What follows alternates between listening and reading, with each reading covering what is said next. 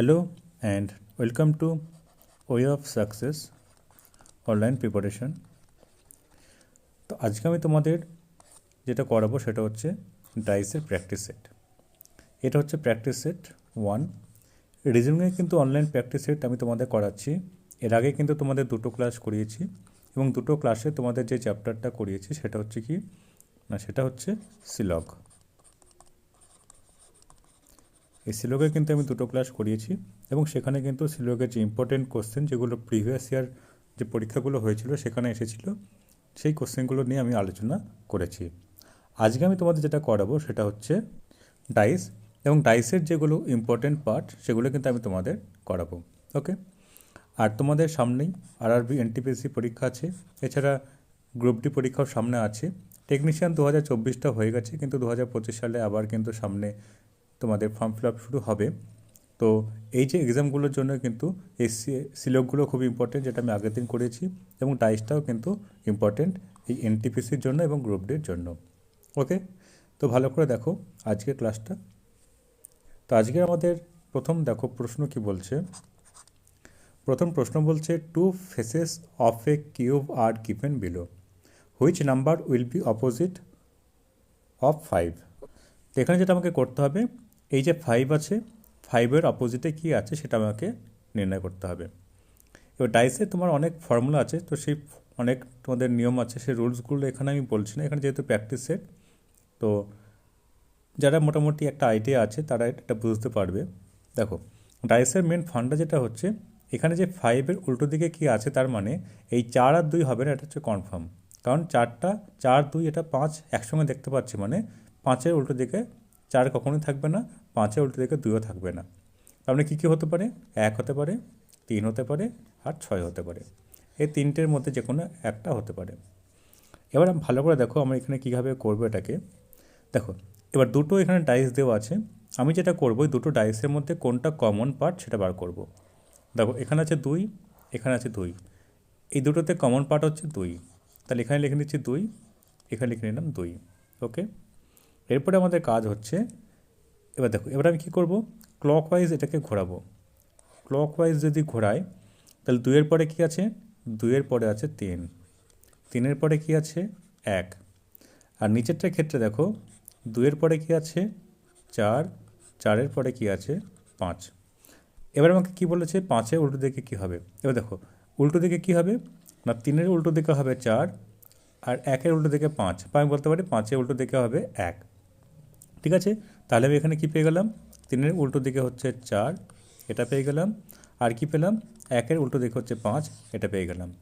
তাহলে এখানে অ্যান্সার কী হবে, তাহলে 5-এর উল্টো দিকে কী হবে সেটা হচ্ছে 1।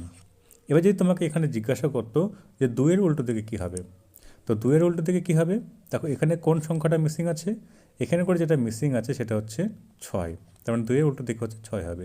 এখানে জানতে চাইনি, এখানে জানতে চাইছে 5-এর অপোজিটে কী আছে, তাহলে 5-এর অপোজিটে কী আছে 1 আছে। ঠিক আছে, তাহলে এখানে অপশন নাম্বার 4 হচ্ছে কারেক্ট অ্যান্সার। এবার দেখা যাক আমাদের পরবর্তী আমাদের রিজনিং কী আছে।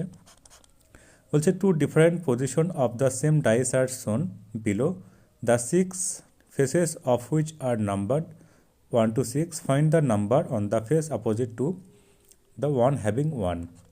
এখানে কী করতে হবে, 1-এর অপোজিটে কী আছে সেটা আমাকে বার করতে হবে। তাহলে দেখো এখানে কমন কী কী আছে, এখানে তোমাদের যেটা কমন আছে শুধু একই কমন, আর কিছু নেই। তাহলে আমি কী করব, লিখে নিলাম 1, এখানে আমি লিখে নিলাম 1। এরপরে কাজ কি, এরপরে আমাদের যেটা কাজ সেটা হচ্ছে ক্লকওয়াইজ ঘোরাবো। তাহলে এখানে 1-এর পরে কী আছে 3, 3-এর পরে আছে 5, এখানে 1-এর পরে আছে 2, 2-এর পরে আছে 6। তাহলে এবার দেখো তার মানে 3-এর অপোজিটে হচ্ছে 2, এটা আমার দরকার নেই, 5-এর অপোজিটে হচ্ছে 6, দরকার নেই। তাহলে 1-এর অপোজিটে কী হবে, যে সংখ্যাটা দেখতে পাচ্ছি না সেটাই হচ্ছে অ্যান্সার। কী দেখতে পাচ্ছি না, 1 আছে, 2 আছে, 3 আছে, 5 আছে, 6 আছে, 4 নেই, তার মানে 1-এর অপোজিটে আছে 4, তার মানে অপশন 2 হচ্ছে এখানে কারেক্ট অ্যান্সার। ওকে, অপশন 2 হচ্ছে এখানে কারেক্ট অ্যান্সার। এবার দেখা যাক আমাদের পরবর্তী প্রশ্ন কী আছে। বলছে 3 different position of the same dice are shown, the 6 faces of which are numbered from 1 to 6. Select the number that will be on the face opposite to the showing 1. তো এখানেও কী করতে হবে, 1-এর অপোজিটে কী আছে সেটা আমাকে বার করতে হবে। তাহলে দেখো এখানে করে একটা জিনিস শিওর যে যেখানে এখানে যেহেতু 1 আছে, বাকি জায়গাগুলোতে 1 নেই। তাহলে 1 এখানে দেখতে পাচ্ছি কি 4 আর 5, তার মানে 4 আর 5 হবে না, এটুকু শিওর। দেখি কী হতে পারে, 2 হতে পারে, 3 হতে পারে, আর 6 হতে পারে। এই তিনটের মধ্যে যে কোনো একটা হবে। এবার দেখো আমি কীভাবে এটাকে করব, একটু ভালো করে দেখো। এবার দেখো এখানে আমি কি করব, এখানে আমি যেটা করব সেটা হচ্ছে কমন দেখি কী কী আছে। এখানে কমন আছে 2, এখানে কমন আছে 2, এখানে আছে 4, এখানে আছে 4। যদি দুটো কমন থাকে তাহলে আমি কি করব, এই যে পার্টটা পড়ে আছে এই 3 আর এই 5, এখান থেকে আমি যেটা পাবো সেটা হচ্ছে 3-এর অপোজিটে 5 আছে। 3-এর অপোজিটে কি আছে, 5। ওকে, তার মানে 3টা এখানেও, তার মানে 3 হবে না। এখান থেকে কী বুঝতে পারলাম যে 1-এর অপোজিটে 3 হবে না। ঠিক আছে, তাহলে এখানে আগেই বলেছিলাম 5 তো হবেই না, তার মানে 3ও হবে না। তাহলে এখান থেকে 3 বাদ দিয়ে দিলাম। তাহলে 2 আর 6-এর মধ্যে কিছু একটা হবে। এবার দেখো আমি কীভাবে করব। এবার দেখো, এবার এখানে করে দেখো কমন কী কী আছে। এখানে কমন আছে, দেখো এখানে কমন আছে কি, এখানে কমন দেখো, এখানে কমন আছে 4, এখানেও আছে 4। এবারে আমি কি করি, আর এখানেও আছে 5, আর এখানেও আছে 5, তার মানে এখান থেকে কী পাচ্ছি, 1-এর অপোজিটে কী পাচ্ছি, 2। এখান থেকে তাহলে আমি পেয়ে যাচ্ছি 1-এর অপোজিটে 2 আছে। তার মানে এই দুটো ফিগার নিয়ে যদি আমি দেখি তাহলে আমি কিন্তু অ্যান্সারটা পেয়ে যাচ্ছি। প্রথমটার আমার দরকার ছিল না। ওকে, এই 2 নম্বর আর 3 নম্বর ফিগারটা দেখলে আমি পেয়ে যাচ্ছি 1-এর অপোজিটে কী আছে, কারণ আমরা এখানে জানতে চাইছি 1-এর অপোজিটে কী আছে। তাহলে কী হবে, অপশন 1 এটা হচ্ছে আমাদের কারেক্ট অ্যান্সার, 2 হচ্ছে আমাদের এখানে কারেক্ট অ্যান্সার। ওকে, এবার দেখা যাক আমাদের এখানে নেক্সট কি বলছে। How many dots are content on the face opposite to that containing 4 dots. অর্থাৎ 4 ডটসের যেখানে আছে তার অপোজিটে কী আছে, অর্থাৎ এই যে 4, এই 4-এর অপোজিটে কী আছে। এখানে দেখতে পাচ্ছি কী কী, 1, আর এখানে দেখতে পাচ্ছি 5, তার মানে 1 আর 5 হবে না, এটা হচ্ছে কনফার্ম। তাহলে কী কী হবে, তাহলে 3 হতে পারে, 2 হতে পারে, 3 হতে পারে, আর 6 হতে পারে। ওকে, ওটা পরে দেখা যাক। তাহলে এখানে কী কী আছে ভালো করে দেখো।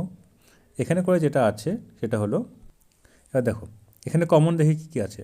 এখানে আছে 1, এখানে আছে 2, এখানে আছে 5। আমি এটাকে নাম্বারিং করে দিই।